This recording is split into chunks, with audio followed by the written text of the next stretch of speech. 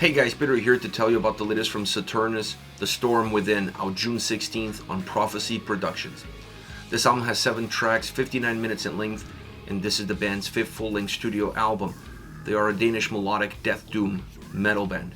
I just want to point out that it's been 11 years since they released a record. That's a very long break in between albums. So if you're a fan of the band, your expectations are probably extremely high, hoping that this album will deliver considering this long hiatus. Well, for me, this is an album that comes together right off the start with the design, with a great opening song. A song that has a lot of atmospheric elements, perhaps the most atmospheric song in the whole record.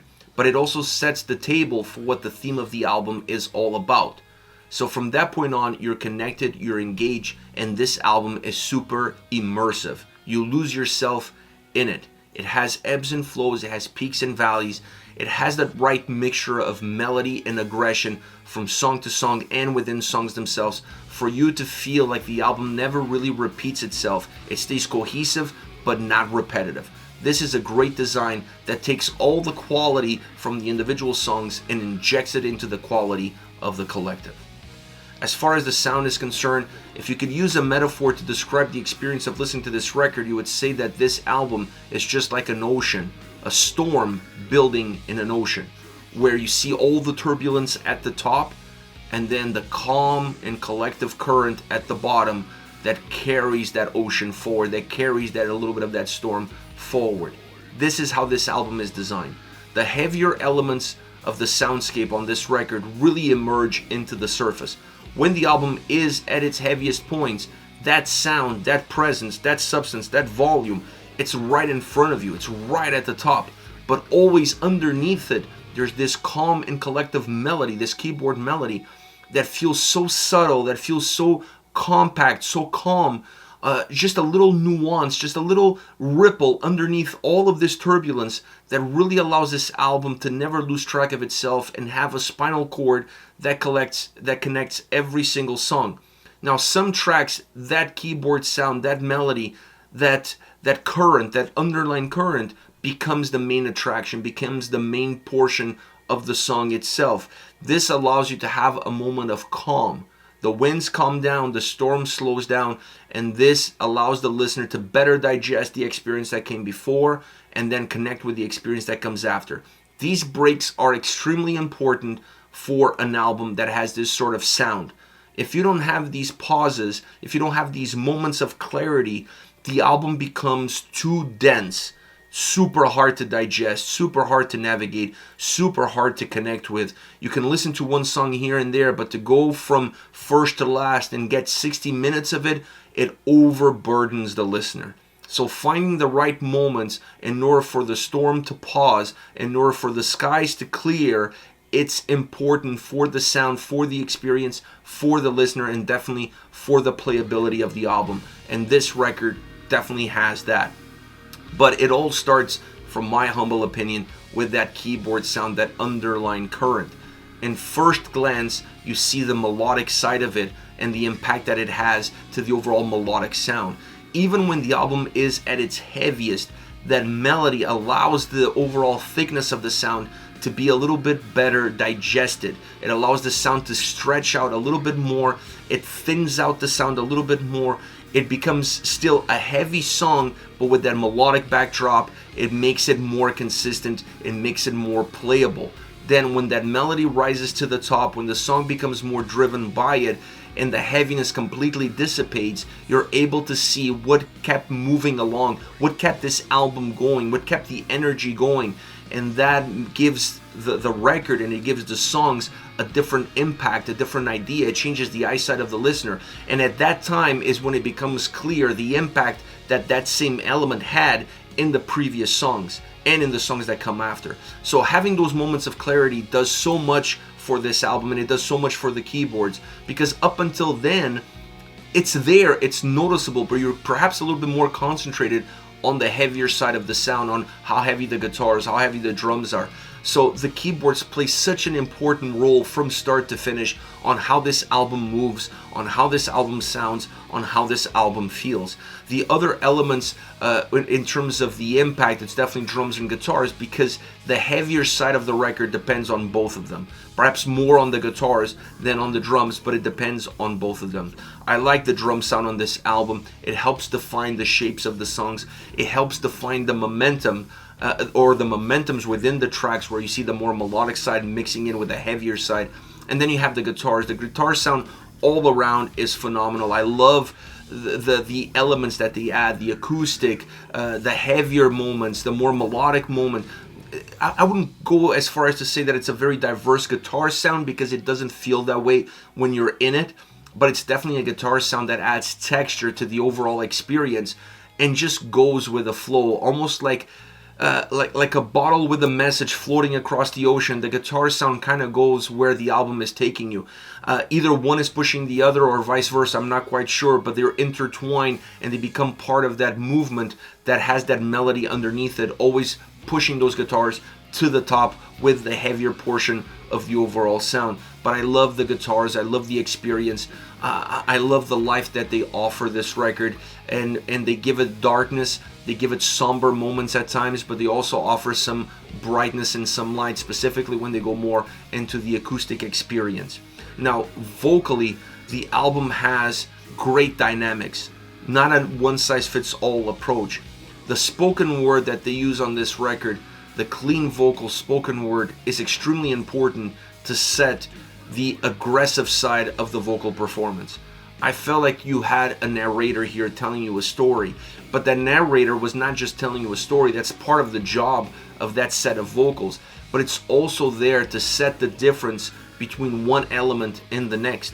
If everything came across in the same tonality and the same delivery, you would kind of lose track of what is what, and then the impact is no longer there, because now they're all just kind of blended all as one, making it a lot more difficult for the listener to understand where this album is trying to take you. What's the message behind it, and what's the journey all about?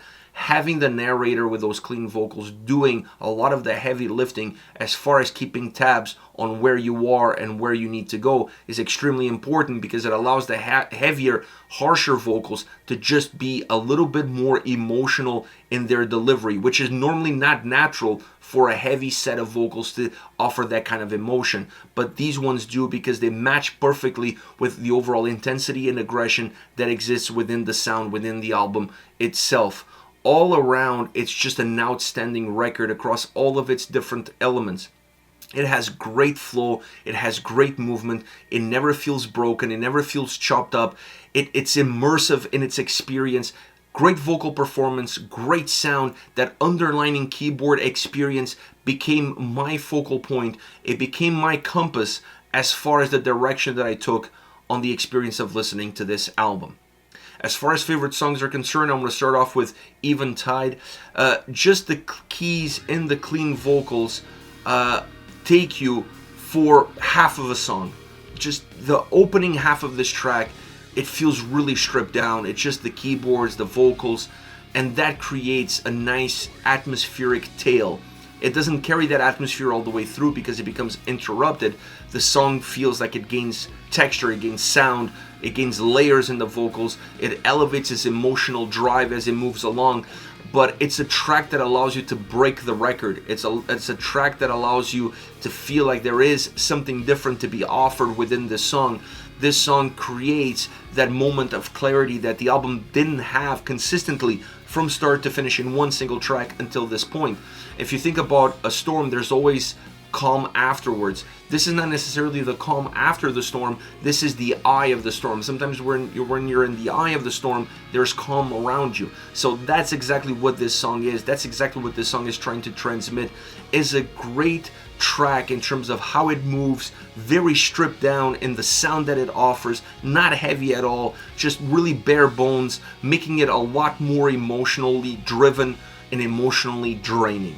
Now, Closing the Circle is the track that comes right after, and that song kind of starts where this one leaves off. It opens up with the keys. This allows you to feel like there's a sense of continuity between one song and the other. The narrator comes in and adds the spice. It adds the ability to pinpoint where you are. This is where you are in this journey, and that's really important because it resets the tone for what comes next. And then you see the heavier, thicker side of the sound coming in, taking control, becoming a little bit of a bigger song. The harsh vocals define the more powerful side of the sound, allowing size and melody to coexist with one another. This is a track that really learns how to live with the more melodic side of the sound of the band with the heavier side of the band. The clean vocals and the keys together or separate definitely create the pockets that make you able to digest the overall heaviness and the overall thickness of sound a little bit better. And you need those in order for the song to have some sense of ebbs and flows, to not feel too dense, to not feel too repetitive. Great guitar sounding song, haunting at times from that point of view. A powerful track all around. Next you have Truth. Truth is the last song on the album. Now, I love the fact that this song starts off with a piano and acoustic guitar. The two come in together, and that allows you to see that perhaps you're moving towards some sort of an end. And this allows you also to ease yourself into the track. So it's a track that doesn't start right away in your face. It allows you to kind of take baby steps into it. Then the song starts to become heavy. The song becomes bigger, more volume, more sound, and that experience dominates the track. It allows you to feel like now you're into the thicker portion of this song. Uses the keys to mellow out some of that heaviness, to thin out some of that heaviness, but it never completely thins it out. It's still a very robust sounding track. It's when it starts to get closer to the end that you'd see it going full circle. It goes back to the way it started with a piano and acoustic guitar, which is the perfect way of closing this song in terms of closing it as it starts, but also the perfect way of closing the record on a very similar note as how it started, with a very atmospheric experience. It doesn't end with an atmospheric experience, but it ends with a very nice calm. The storm has passed. This is it. This is the end. Love this track for what it offers, for what it gives, that sense of continuity that it has within itself, touching the end with the beginning, making it very complete within its own walls. Saturnus with The Storm Within, out June 16 on Prophecy Productions. Let me know your thoughts on the band, on the album, on the singles. Hit me up in the comment section. I'll see you all at the next video.